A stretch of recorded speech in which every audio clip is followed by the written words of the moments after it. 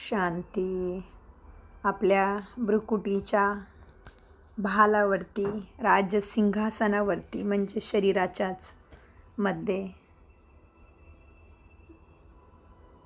बुद्धीच्या जवळ म्हणजेच आपल्या ब्रेनच्या जवळ मी आत्म्याचा निवासस्थान म्हणजेच भ्रुकुटी भालवरती सिंहासनावरती एकाग्र व्हा. मी आत्मा मनबुद्धीचा राजा. मी शरीराला चालवतो. हे शरीर माझं एक वस्त्र आहे, माझा एक रथ आहे.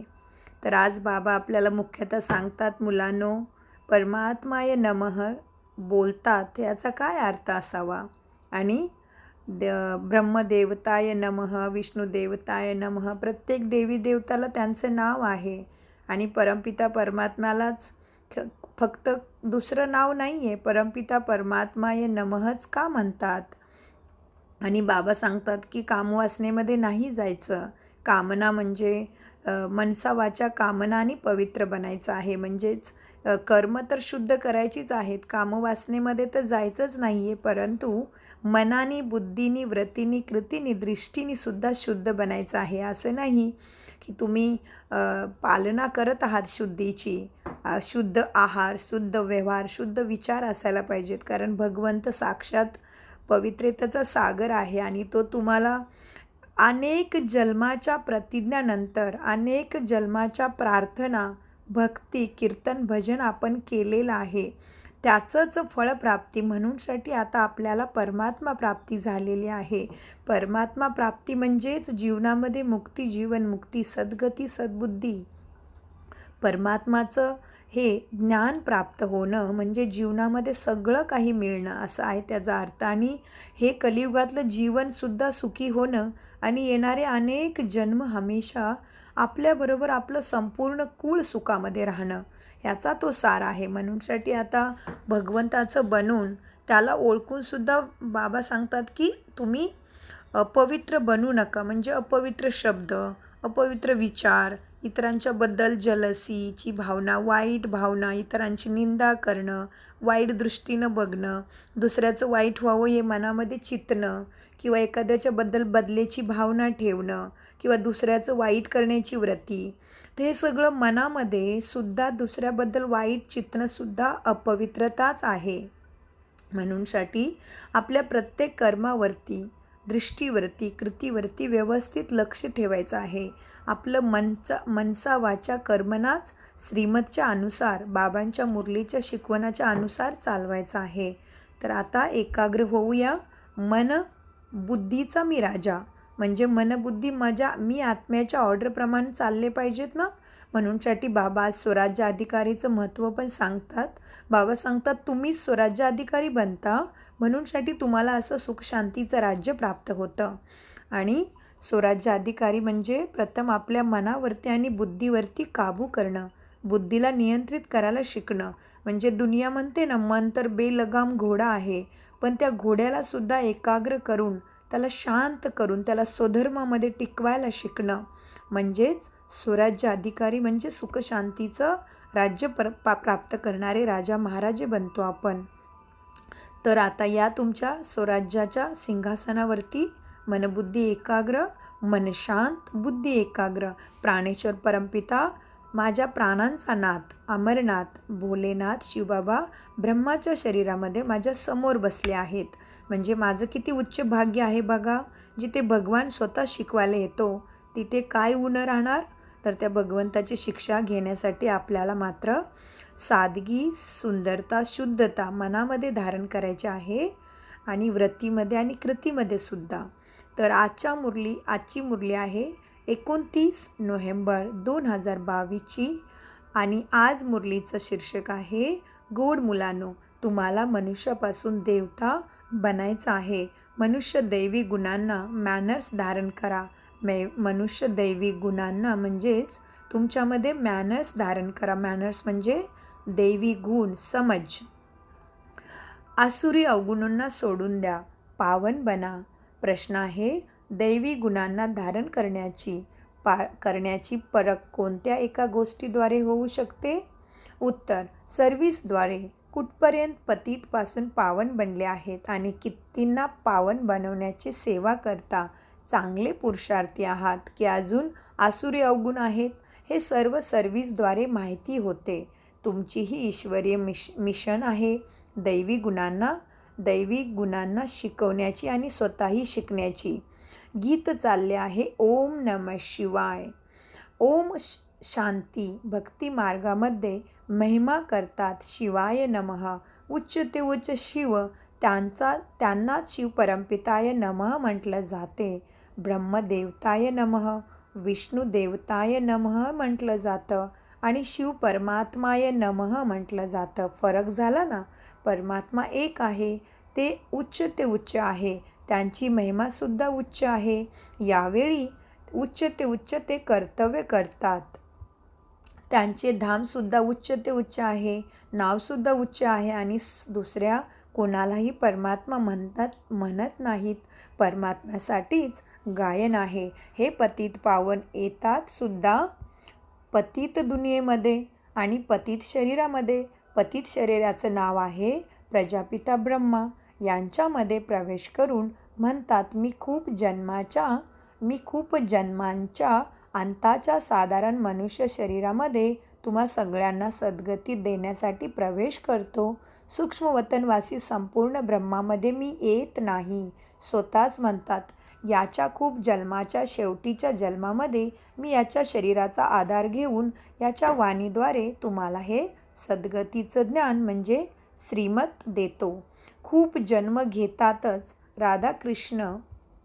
त्यांच्या खूप जन्माच्या शेवटचा जन्म साधारण आहे. असं तर म्हणत नाहीत की मी पावन शरीरामध्ये प्रवेश करतो. भगवान वाच मी साधारण शरीरामध्ये येतो. आता भगवान जरूर येऊन या साधारण शरीराद्वारे आत्म्यांना बसून समजवतात की मी परमपिता परमात्मा आहे. मी कृष्णाचा आत्मा नाही ना ब्रह्मा विष्णू शंकरची आत्मा आहे. मी परमपिता परमात्मा आहे, ज्यांना शिव परमात्माय नमः म्हटलं जातं. मी याच्यामध्ये आलो आहे. मी सूक्ष्मवतनवासी ब्रह्मामध्ये प्रवेश करत नाही, कारण मी प्रजापिता ब्रह्मामध्येच प्रवेश करतो. कारण सूक्ष्मवतनवासी ब्रह्मा म्हणजे ब्रह्माचं संपूर्ण शरीर स्वरूप. म्हणजे ब्रह्मा बाबा फरिश्ता बनले, शिवबाबा समान गुणवान शक्तिवान बनले, संपूर्ण बनले. तर ते झालं सूक्ष्मवतनवासी शरीर. त्याच शरीराचा, त्या ब्रह्मा बाबाच्या त्याच लाईटचा मला साक्षात्कार झाला 10 वर्षापूर्वी.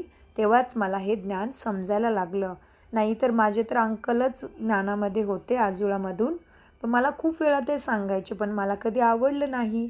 नंतर मी नर्सिंगला गेले, तिथेही मला खूप ज्ञान देण्याचा प्रयत्न केला आमच्या सिनियर सिस्टरांनी. तिथेही मला ते समजलं नाही. आणि जेव्हा मला ब्रह्माबाबांचा साक्षात्कार झाला, म्हणजेच जो ब्रह्माबाबा पांडव भवनमध्ये आहेत, हिस्ट्री हॉलमध्ये, एका बाजूला झाडाचं वृक्ष आहे कल्पवृक्ष आणि एका बाजूला गोळा आहे ना स्वास्तिकचा गोळा, त्याच्यामध्ये जो ब्रह्माबाबा उभे आहेत, तो मला साक्षात्कार झाला 2:15 पहाटे. तेव्हा मला हे ज्ञान समजायला लागलं. तर तो आहे संपूर्ण ब्रह्मा. म्हणजेच आपल्याला बाबा सांगतात ना की मनुष्य से ब्राह्मण. आपण काय बनलो आता? ब्राह्मण. म्हणजे मनुष्य म्हणजे ज्याचं मन त्याच्या कंट्रोलमध्ये नाही आहे, मनुष्य मनाच्या वश आहे. आणि आपण आहे ब्राह्मण, म्हणजे ब्रह्मा बाबा समान आपण श्रीमतवरती आपलं मन चालवतो. आपले संस्कार आपल्या कंट्रोलमध्ये आहेत. आपण दैवी गुणांना वापर करतो ह्या जीवनामध्ये, म्हणजेच ब्राह्मण. आपण ब्रह्माबाबांना फॉलो करतो. ब्रह्माबाबांनी कसा पुरुषार्थ केला ते आपण करतो. म्हणजे आपण आहे ब्रह्मासारखं ज्याचं मन, ते ब्राह्मण. आणि ब्राह्मण सो फरिश्ता, फरिश्ता सो देवता. आणि फरिश्ता म्हणजेच ब्रह्माचं सूक्ष्मवतनवासी रूप. तर शिवबाबा म्हणतात मी ब्रह्माच्या फरिश्तामध्ये सूक्ष्मवतनमध्ये नाही येत. मला इथेच पतितांना पावन बनवण्यासाठी यावं लागतं. माझ्याद्वारेच तो सूक्ष्मवतनवासी ब्रह्मा पावन बनला आहे, म्हणून त्यांना सूक्ष्ममध्ये दाखविले आहे. किती चांगल्या रीतीने बाबा तुम्हाला समजवतात, परंतु मनुष्य ऐकून नाही, ऐकल्याप्रमाणे उलटी गोष्टीवरती चालत राहतात. आसुरी बुद्धीद्वारे ऐकतात, ईश्वरी बुद्धीद्वारे ऐकले तर संशय सारे नष्ट होतील. त्रिमूर्तीचे चित्र दाखविल्याशिवाय समजवणेही कठीण आहे. त्यांना त्रिमूर्ती ब्रह्मा नाव ठेवले आहे, कारण शिवबाबा प्रजापिता ब्रह्माद्वारे नवीन दुनियेची रचना रचतात. तुम्ही मुले आता सन्मुख बसले आहात. सारे पतितपासून पावन बनत आहात. जितके जे बनतील ते सर्व्हिसद्वारे दिसेल. हा चांगला पुरुषार्थ आहे. याच्यामध्ये आणखी अवगुण आहेत. देवतामध्ये दैवी गुण होते. प्रत्येकजण आपल्या आसुरी गुणांचे आणि त्यांच्या दैवी गुणांचे वर्णन करतात. आता आसुरी अवगुणांना सोडून द्यायचं आहे, नाहीतर उच्च पद मिळणार नाही. बाबा समजवतात, मुलांनो, दैवी गुणांना धारण करा. खानपान, वागणूकमध्ये शिष्टाचार पाहिजे. पतित मनुष्य आहेत आसुरी गुणवाले, देवता दैवी गुणवाले आहेत. तेव्हाच तर त्यांचे गायन आहे. प्रत्येकाला पुरुषार्थ मात्र करायचाच आहे. जो करेल तोच मिळवेल. जो करेगा सो पाएगा. जो करेल तो मिळवेल. आता भगवान तुम्हाला सहज राजयोगाने हे ज्ञान शिकवत आहे. ज्ञानसागर एक पिता आहेत, जे तुम्हाला ज्ञान देऊन सद्गतीमध्ये घेऊन जातात. त्यांनाच सुखदेव सुद्धा म्हटले जाते. तर इथे सर्व गोष्टी वेगळ्या आहेत. जे ब्राह्मण बनणारे असतील त्यांच्या बुद्धीमध्ये हे ज्ञान बसेल. खूप करून विचारतात, ह्या दादांना ब्रह्मा का बनवले? त्यांना बोला, ह्या गोष्टींना बसून समजा. आम्ही तुम्हाला 84 जन्माची कहाणी ऐकवतो. सर्व ब्रह्मा कुमार कुमारी पावन बनून देवता बनतील. पावन बनल्याशिवाय वारसाही सद्गतीचा मिळणार नाही. भगवान उच्च ते उच्च निराकार शिवबाबा आहेत. वारसा देण्यासाठी जरूर ब्रह्मा तनामध्ये येईल. हा प्रजापिता ब्रह्मा आहे, सूक्ष्मवतनवासी. ब्रह्माला प्रजापिता म्हणून शकणार नाही. तिथे थोडेच प्रजा रचतील. आपण ब्रह्मा कुमार कुमारी साकारमध्ये या धर्तीवरती आहोत आणि सूक्ष्मवतनमध्ये संपूर्ण बनून जायचं आहे. फरिश्ता बनायचा आहे ना, फरिश्ता असो देवता. म्हणूनसाठी बाबा सांगतात, तर प्रजापिता ब्रह्मासुद्धा साकारमध्ये आहेत. हे रहस्य येऊन समजा. आम्ही या दादांना भगवान म्हणत नाही. हा तर प्रजापिता आहे. यांच्या शरीरामध्ये शिवबाबा येतात पावन बनवण्यासाठी. इथे कोणी पावन नाहीत. त्रिमूर्ती शिवाच्या ऐवजी त्रिमूर्ती ब्रह्मा म्हटले आहे, परंतु त्रिमूर्ती ब्रह्माचा काहीच अर्थ नाही. ब्रह्माला मनुष्याचा रचयिता सुद्धा म्हणतात, म्हणून प्रजापिता म्हटले जाते. याच्यामध्ये तोच निराकार प्रवेश करून वारसा देतात. सूक्ष्मवतनवासी ब्रह्मा पावन आहेत. ते पतितपासून पावन बनतात. आपण ब्राह्मणसुद्धा पतितपासून पावन देवता बनतो. शिव परमात्माय नमः म्हटले जाते. ब्रह्मा विष्णू शंकरला देवता म्हटले जाते. भगवानच भक्तांची रक्षा करतो आणि रक्षक आहे. तोच सर्वांना सद्गती देतो. पतित पावन आहेत शिवबाबा, तर जरूर येऊन पतितांना पावन बनवतील. सर्वप्रथम पावन आहे लक्ष्मीनारायण. ते जरूर पुनर्जन्म घेत असतील ना. तर 84 जन्म पूर्ण होऊन मग साधारण मनुष्य बनतात. त्यांच्यामध्ये मग पिता प्रवेश करतात. तर हा व्यक्त ब्रह्मा आणि तो सूक्ष्मवतनवासी अव्यक्त ब्रह्मा. सूक्ष्मवतनमध्ये सृष्टी रचली जात नाही. इथे या धर्तीवरती सृष्टी रचली जाते. अनेकदा लोक याच गोष्टीवर गोंधळतात. तर तुम्हाला समजवायचं आहे. पिता म्हणतात मी खूप जन्म म्हणजेच ब्रह्माच्या 84 जन्माच्या शेवटीच्या जन्मामध्येच त्यांच्यामध्ये प्रवेश करतो. भारतामध्ये प्रथम देवी देवता आले. हे किती समजण्याची गोष्ट आहे, कारण आम्ही आत्माही दिसत नाही, बरोबर. तरी पण आपण या शरीरामध्ये प्रवेश केला आहे ना. मग आपल्याला घडवणारा सुखशांतीचा दाता, या सृष्टीचा मालिक परमपिता परमात्मा ब्रह्माच्या शरीरामध्ये प्रवेश नाही करू शकत का? समजण्याची गोष्ट आहे ना. तर बाबा सांगतात, अनेकदा लोक याच गोष्टीवर गोंधळतात. तर तुम्हाला समजवायचं आहे. पिता म्हणतात की मी खूप जन्म म्हणजेच 84 जन्माच्या शेवटच्या जन्मामध्ये ब्रह्मामध्ये प्रवेश करतो. भारतामध्येच देवी देवता आले. ते नंतर खाली म्हणजेच जन्म मृत्यूच्या चक्रामध्ये खाली जातात. म्हणजेच उतरती कला होते, म्हणजेच सतयुग, त्रेता, परत द्वापारयुग, परत कलियुग, परत सतयुग, हे चक्र आहे. म्हणूनसाठी बाबा सांगतात, भारतामध्ये देवी देवता आले ते नंतर खाली जातील, मग प्रथम तेच जाऊन देवी देवता बनतील. विराट रूपाचे चित्रसुद्धा जरूर तुम्हाला सेवेमध्ये समजवण्यासाठी असले पाहिजे. म्हणून मुलांना अर्थसहित बनवले आहे विष्णूचे विराट रूप. बघा, विष्णूचं चित्र आहे ना, जी विराट, ज्याच्या भक्तीमध्ये तुमच्या लक्षात येईल, मध्ये विष्णू देवता उभी आहे आणि बाजूला त्याच्या उजव्या बाजूला आणि डाव्या बाजूला अनेक तुम्हाला चेहरे दिसतात. देवतांचे चेहरे, राक्षसाचे चेहरे, असे जनावरांचे चेहरे लावलेले आहेत बघा. डाव्या बाजूला आणि उजव्या बाजूला ते आहे ब्रह्माचं विराट रूप. तर त्याचंच बाबा आपल्याला अर्थसहित समजवत आहेत. बाबा सांगतायत, मुलांना अर्थसहित बनवले आहे ना ब्राह्मण शेंडी. ब्राह्मण शेंडी म्हणजे ब्राह्मणच ह्या मनुष्यसृष्टीच्या, दुःखी सृष्टीच्या आता अंतमध्ये काय करत आहेत? अंत म्हणजे मुळामध्ये, म्हणजे जडामध्ये. मूळ असतं ना, झाडाचं मूळ कसं मातीच्या खाली असतं ना गुप्त, तसंच ब्राह्मण शेंडी म्हणजे टॉपमध्ये पण ब्राह्मणच बसलेले आहेत, तपस्या करतायत. आणि या मनुष्यसृष्टीच्या झाडाच्या तणामध्ये सुद्धा आणि मुळांच्या मध्ये सुद्धा ब्राह्मणच बसलेले आहेत तपस्यामध्ये. तर हे लक्षात घ्यायचं आहे विष्णूचं विराट रूप. तर बाबा सांगतात की ब्राह्मण शेंडी देवता आहे डोके, म्हणजे आता मनुष्यसृष्टीच्या झाडाचा अर्थ बाबा सांगतायत की कुठे कुठे कोण कोण आहे झाडाच्या मध्ये, म्हणजेच ह्या मनुष्यसृष्टीच्या चक्रामध्ये. तर ब्राह्मण आहे शेंडी, देवता डोके, क्षत्रिय हात आणि वैश्य पोट, शूद्र पाय, शूद्रांच्या नंतर मग ब्राह्मण. वर्णांचे सुद्धा चक्र झाले ना, हे सुद्धा समजायचं आहे आणि समजवायचं आहे. बाबांनी अनेकदा समजविले आहे की वर्तमानपत्रामध्ये येते की फलाना स्वर्गवासी झाला, तर त्यांना तुम्ही चिठ्ठी लिहायला पाहिजे की फलाना स्वर्गवासी झाला, म्हणजेच नक्की तो मरण्याच्या आधी नरकामध्ये होता, म्हणजे ही दुनिया नरक आहे आणि आता आहेच नरक, तर जरूर पुनर्जन्म नरकामध्येच येईल. जरी स्वर्गामध्ये गेला, मग तुम्ही त्यांना बोलवून नरकाचे भोजन का खाऊ घालता?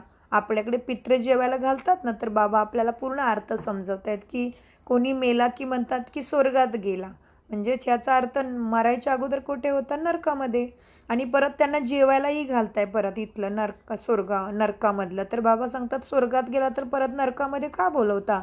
ह्याचाच अर्थ तो स्वर्गामध्ये नाही गेला, त्यांनी इथे जन्म घेतलेला आहे, अजून स्वर्ग तर आलाच नाही अजून. ज्याप्रमाणे रात्रीमध्ये तुम्ही कसं म्हणू शकता की सूर्यप्रकाश मिळावा? रात्र म्हणजे रात्र, म्हणजेच कलियुग आहे तर कलियुग, आणि सतयुग असेल म्हणजे सुख असेल तर सुखीच दुनिया. तर कलियुग आहे तर कलियुगामध्ये जन्म घेणार ना, म्हणूनसाठी ते पित्र जेवू घालतात. तर बाबा त्याचा अर्थ आपल्याला समजवत आहेत आज. बाबा सांगतात जरी स्वर्गामध्ये गेला, मग तुम्ही त्यांना बोलवून नरकाचं भोजन का खाऊ घालतात? तर हे सगळं तुम्हाला सांगायचं आहे सगळ्यांना समजवून. आणि तुम्ही का रडतात? मग स्वर्गात गेलं तर चांगलं झालं ना. परंतु इतकी बुद्धी नाही जे समजतील की स्वर्गाची स्थापना तर परमपिताच येऊन करतात, राजयोग शिकवतात.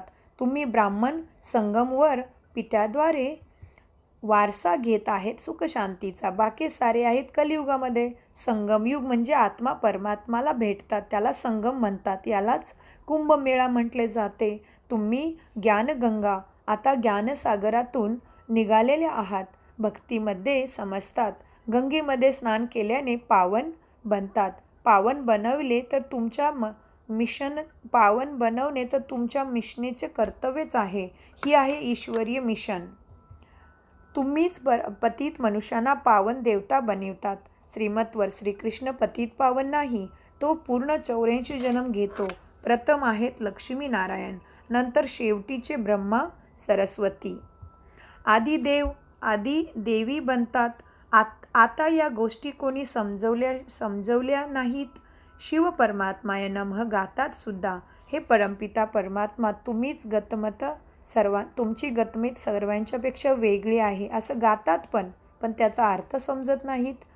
ते श्रीमत देतात गतीसाठी, गती आणि सद्गती, दुर्गती असणाऱ्यांची सद्गती करणार, त्याची श्रीमत सर्व मनुष्यापेक्षा वेगळे आहे. बाकी भक्ती मार्ग आहे घोर रात्री. आधा कल्प आहे ज्ञानदिवस शिवबाबा म्हणतात, मी अर्ध्या रात्रीमध्ये येतो रात्रीला दिवस बनवण्यासाठी. हे ज्ञान हे ज्ञान एकच सागरा शिवबाबांच्या जवळ आहे. ऋषीमुनी इत्यादी सर्व म्हणत आले आहेत की परमात्मा बेअंत आहे, पित्याला जाणत नाहीत. तर मग नास्तिक आहेत. अर्धा कल्प आहेत नास्तिक, अर्धा कल्प आहे आस्तिक. तुम्ही आता पित्याला, पित्याच्या रचनेच्या आदिमध्ये अंताला जाणतात. दुसरे कोणीही जाणत नाहीत. म्हणूनच म्हटले जाते अनाथ निधनके. म्हणजे बाबा सांगतात दुसरे कोणी जाणत नाहीत, म्हणूनच म्हटले जाते निधनके, अनाथ. अनेक धर्म, अनेक मते झालेली आहेत. आता पिता म्हणतात या जुने दुनियेचा संन्यास करायचा आहे, आठवण करायची आहे शांतीधाम आणि सुखधामाला. जितके आठवण करतील तितके तुम्ही उच्च पद प्राप्त करतील. कारण आपण ज्या गोष्टीची आठवण करतो, परत परत जे गोष्ट म्हणतो, चिततो, तेच आपल्या बाबतीत घडत असतं. म्हणूनसाठी बाबा सांगतात तुम्हाला आता शांतीधाम आणि सतयुग म्हणजे सुखधामालाच बुद्धीमध्ये आठवण करायची आहे, तर तुम्हाला उच्च पद प्राप्त होईल. हां, घरामध्ये राहायचं आहे म्हणजेच गृहस्थ व्यवहारामध्ये भले राहा, फक्त मनबुद्धी संस्काराने पवित्र बना. धंद्याशिवाय ग्रस्ती कशी चालता येईल? धंदादोरी पण करायची आहे, फक्त पवित्र बनायचं आहे. आणि पित्याला आठवण करायची आहे मनापासून. पित्याला तुमचं मनबुद्धी पाहिजे. म्हणूनसाठी म्हणतात ना, देव भावाचा भुकेला. तुमचा प्रत्येक गोष्टीमागे, कर्मामागे भाव काय आहे ते मात्र पुण्यामध्ये आणि पापामध्ये गणलं जातं. तर बाबा सांगतात की पित्याला आठवण करायची आहे, ग्रस्त व्यवहारामध्ये राहून सर्व कर्तव्य कर्म करायचे आहेत. पिता म्हणतात मी तुमच्यासाठी सोनारसुद्धा आहे. तुम्हीच आत्मा आणि शरीर दोन्ही पतित आहात. म्हणूनच तुम्ही आत्मा जेव्हा पावन बनेल तेव्हा मग शरीरसुद्धा तुम्हाला स्वच्छ, सुंदर, निरोगी, सुख, शांतिमय, पावन मिळेल. खऱ्या सोन्याचा दागिनासुद्धा असाच सुंदर बनेल ना.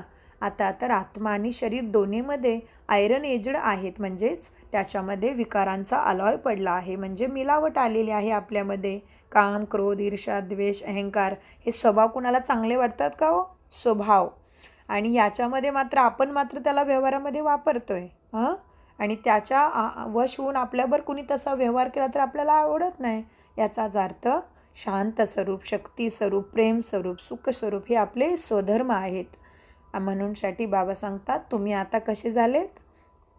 तुमचं मनही म्हणजे आत्मा आणि शरीर दोन्हीही आयरन एजड म्हणजे पतित झालेलं आहे, तमोप्रधान झालेलं आहे. मग पावन बनण्याची युक्ती तुम्हाला सद्गतीदाता परमपिता बाबाच सांगतात. म्हणून म्हणतात म्हणूनसाठी लोक गायन करतात की हे भगवंता तुझी गतमत न्यारी. पण बाबा सांगतात की म्हणतात मात्र गतमत न्यारी, मग ती समजायला नको का न्यारी कशी आहे ते? तर बाबा सांगतात की म्हणून म्हणतात तुमची गतमत श्रीमत सर्वांच्यापेक्षा वेगळी आहे. आता तुम्हीच जाणता की हा सद्गतीचा मार्ग कोणी सांगूच शकत नाही, फक्त गायन करतात. तर जरूर काही करून गेले आहेत ना परमात्मा. आता कलियुग आहे, मग सतयुग येणार आहे, संगमयुग. संगमवर तुम्ही बसले आहात. तुम्ही ब्रह्मावंशी ब्राह्मण आहात. कमल फूल समान पवित्र राहतात. तुमचे मायासोबत युद्ध आहे. मायाद्वारेच काही नापास होतात. मायेद्वारेच काही नापास. माया म्हणजे आपल्या मनामधले कमजोर संस्कार, आपल्यामधल्या वाईट सवयी, आपल्यामधले वाईट संस्कार, काम, क्रोध, ईर्ष्या, द्वेष, बदलेची भावना, अहंकार, हे सगळं काय आहे? माया म्हणजे आत्म्याचे कमजोर स्वभाव, ज्याच्यामुळे पापकर्म होतात. तर बाबा सांगतात तुमची आता मायेसोबत युद्ध आहे. मायाद्वारे काही नापास होतात. कामविकारांचा ठोसा जोरात लागतो. बाबा म्हणतात खबरदार राहा. आपले संस्कार चांगले बनवा. म्हणूनसाठी बघा ज्याच्यामध्ये चांगले गुण असतात की नाही आत्तासुद्धा दुनियेमध्ये, तर त्याला काय म्हणतात? अरे ही तर देवी समान आहे, हा तर देवता आहे, हा तर भला मनुष्य आहे. कारण त्याच्यामध्ये शांती, शक्ती, प्रेम, सगळ्यांच्याबद्दल निस्वार्थ स्नेह असतं. म्हणून बाबा तेच आपल्याला सांगतात की तसं तुम्हाला बनायचं आहे. तर बाबा सांगतात मुलांनो, बाबा म्हणतात खबरदार राहा आणि दैवी गुणांना धारण करा. जर तुम्ही या श्रीमतवरती नाही वागलात आणि परत परत विकारामध्ये गेलात आणि पडत राहाल, मग कोणाला म्हणू शकणार नाहीत की काम महाशत्रू आहे. तुम्ही स्वतः जर गुणांना धारण नाही केलं तर बाबा सांगतात तुम्ही इतरांची सद्गती काय करणार आणि मग तुम्ही कसे पुण्य जमा करणार. बाबा म्हणतात तरीसुद्धा तुम्हाला पुरुषार्थ करायचा आहे, स्वतः मात्र विकाराच्या मध्ये हारून जायचं नाही. समजा एक वेळ हरवले तुम्हाला विकाराने, दुसऱ्या वेळा हरवले, मग जर तिसरी वेळेस हरवले तर नष्ट पद भ्रष्ट होईल. प्रतिज्ञा केली आहे तर त्याचा वर पूर्णपणे राहायचं आहे. प्रतिज्ञा करून मग पतित बनायचे नाही. परंतु सर्व तर प्रतिज्ञेवर कायम राहत नाहीत, अधोगतीसुद्धा होते. कोणी मग पित्याला सोडून सुद्धा देतात. खूप पळून जाणारे सुद्धा आहेत. आता अंतामध्ये तुम्हाला पूर्ण साक्षात्कार होईल. मी कोणी काय बनेल, पुरुषार्थ करायचा आहे. ते दुःख देतात, ते दुःख पुरुषार्थ करायचा आहे. जे दुःख देतात ते दुःखी होऊन मरतात. पिता तर सर्वांना सुख देणारा आहे. तुमचे सुद्धा कर्तव्य आहे सर्वांना सुख देणे. कर्मणामध्ये सुद्धा कोणाला दुःख दिले तर सुखी होऊन मरतील. पदसुद्धा भ्रष्ट होईल. बेहदच्या पित्यासोबत पूर्ण फरमानबरदार वफादार होऊन राहायचं आहे. अच्छा. गोड गोड खूप वर्षानंतर भेटलेल्या मुलांप्रती माता पिता बापदादांची प्रेमपूर्वक आठवण आणि शुभप्रभात. आत्मिक पित्यांच्या आत्मिक मुलांना नमस्ते. आम्ही आत्मिक मुलांचाही आत्मिक पित्याला नमस्ते. धारणेसाठी मुख्य सार. बाबांच्या सोबत वफादार फरमानबरदार होऊन राहायचं आहे. कोणालाही दुःख द्यायचं नाही. धारणा दुसरी. पित्याद्वारे पूर्ण वारसा सुखशांतीचा घेण्यासाठी पवित्र बनण्याचा पुरुषार्थ करायचा आहे. काम वासनेचा घाव कधीही घ्यायचा नाही. याच्यापासून खूप सावधान राहायचं आहे. वरदान. मालिकपणाच्या स्मृतीद्वारे शक्तीला ऑर्डरप्रमाणे चालवणारे स्वराज्य अधिकारी भव. वरदानाचं विश्लेषण आहे. पित्याद्वारे ज्या पण शक्ती मिळाल्या आहेत त्या सर्व शक्तींना कार्यामध्ये लावा. वेळेवर शक्तींना उपयोग करा. केवळ मालिकपणाच्या स्मृतीमध्ये राहून मग ऑर्डर करा तर शक्ती तुमची आज्ञा मानेल. जर कमजोर होऊन ऑर्डर कराल तर मानणार नाही. बापदादा सर्व मुलांना मालिक बनवतात, कमजोर नाही. म्हणूनसाठी आपल्या कर्मेंद्रियाचे मालिक बना. सर्व मुले राजा मुले आहेत, कारण स्वराज्य तुमचा जन्मसिद्ध अधिकार आहे. हा जन्मसिद्ध अधिकार कोणीसुद्धा हिरावू घेऊ शकत नाही. स्लोगन. त्रिकालदर्शी स्थितीमध्ये स्थित राहून प्रत्येक कर्म कराल तर सफलता मिळत राहील. किती सुंदर सांगितलं बाबांनी. म्हणजे कुठलंही कर्म करताना आपल्याला त्या कर्माचे काय फळ मिळेल वर्तमानमध्ये, प्रेझेंटमध्ये, येणाऱ्या फ्युचरमध्ये, ते लक्षात घ्यायचं आहे. म्हणजेच त्रिकालदर्शी स्थितीमध्ये स्थित राहून प्रत्येक कर्म कराल तर सफलता मिळत राहील. मातेश अशा गोडगोड बाबांना आपण सर्वांचा प्रेमपूर्वक अनगणित पदमगुणा शुक्रिया. मातेश्वरीजींचे अनमोल महावाक्य. आता जे आपण म्हणतो की प्रभू आम्हा मुलांना दुनियेच्या पार घेऊन चला, त्या पारचा अर्थ काय आहे? लोक समजतात की त्या पारचा अर्थ आहे जन्म मरणाच्या चक्रामध्ये ना येणे, अर्थात मुक्त होणे. आता हे तर झाले मनुष्याचे म्हणणे, परंतु तो म्हणतो मुलांनो, खरोखर जिथे सुख शांती आहे त्या पारचा अर्थ आहे जन्म मरणाच्या चक्रामध्ये न येणे, अर्थात मुक्त होणे. आता हे तर झाले मनुष्याचे म्हणणे, परंतु तो म्हणतो मुलांनो, खरोखर जिथे सुखशांती आहे, दुःख अशांतीपासून दूर आहे, त्याला काही दुनिया म्हणत नाहीत. जेव्हा मनुष्य सुखाची इच्छा ठेवतात तर ती सुद्धा ह्या जीवनामध्ये असायला पाहिजेत. ती काही वेगळी दुनिया नाही आहे, ह्याच धर्तीवरती असणारं जीवन आहे. आता ती तर सतयुगी वैकुंठ देवतांची दुनिया होती, जिथे सर्वदा सुखी जीवन होते. त्याच देवतांना अमर म्हणत होते. आता अमरचा सुद्धा काही अर्थ होत नाही. असे तर नाही, देवतांचे आयुष्य इतके मोठे होते, ते कधी मरत नव्हते. आता हे म्हणणे त्यांचे चुकीचे आहे, कारण असे काही नाही. त्यांचे आयुष्य काही सतयुग त्रेतापर्यंत चालत नाही. परंतु देवी देवतांचे जन्म सतयुग त्रेतामध्ये खूप झालेले आहेत. 21 जन्म तर त्यांनी चांगले राज्य चालवले आहे आणि मग 63 जन्म द्वापारपासून कलियुगाच्या अंतापर्यंत टोटल त्यांचे जन्म चढती कला असणारे 21 जन्म झाले आणि उतरती कला असणारे 63 जन्म झाले. टोटल मनुष्य 84 जन्म घेतात. बाकी हे जे मनुष्य समजतात की मनुष्य 84 लाख योनी भोगतात, हे म्हणणे चुकीचे आहे. तर मनुष्य आपल्या योनीमध्ये सुख दुःख दोन्ही पाठ भोगू शकतात. तर मग जनावराच्या योनीमध्ये भोगण्याची काय आवश्यकता आहे? आता मनुष्यानं हे ज्ञानच नाही. मनुष्य तर 84 जन्म घेतात. बाकी सृष्टीवर जनावरे, पशु, पक्षी इत्यादी एकूण 84 लाख योनी होऊ शकतात. अनेक प्रकारचे जशी उत्पत्ती आहे त्याच्यामध्ये सुद्धा मनुष्य योनीमध्ये आपले पाप पुण्य भोगत आहेत आणि जनावरे आपल्या योनीमध्ये भोगत आहेत. ना मनुष्य जनावराच्या योनी घेतात, ना जनावरे मनुष्याच्या योनीमध्ये येतात. मनुष्यांना आपल्या योनीमध्ये जन्मामध्ये भोगावी लागली तर दुःख सुख अनुभव होतो. असे जनावरांना सुद्धा आपल्या योनीमध्ये सुख दुःख भोगायचे आहे.